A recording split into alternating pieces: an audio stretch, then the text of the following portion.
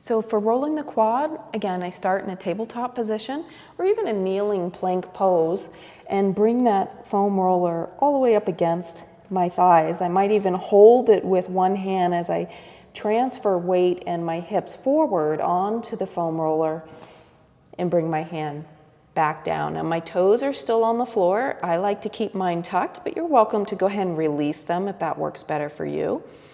This keeps a nice position for my low back for me that works well. And then I can use my toes to gently press into the floor and roll the roller right on the front of my quads, right? That bicep femoris muscle.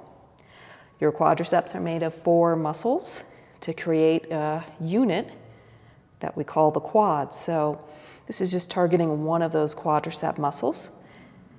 Be careful of your low back arching and just collapsing down. You want to keep that core strong. And again, you can modify and come down onto forearms and elbows if that works for you.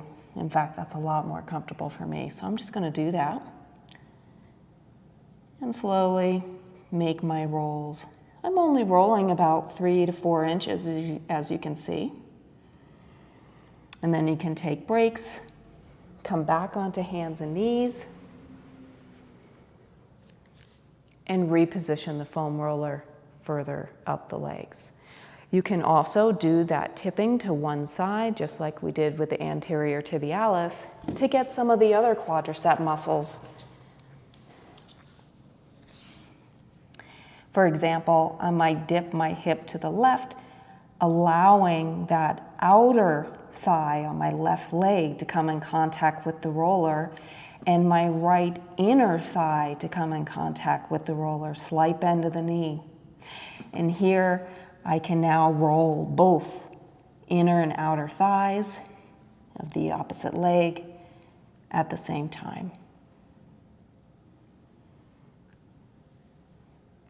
Or you might simply just choose to keep it to one side, nice and simple, maybe with the side plank position, working into the IT band, placing that front foot here, or that top leg rather. Now you might not have the hip flexibility to get in this position, that's fine. You can always keep it straight and stacked. Or you can bend it and just place it right behind you for balance.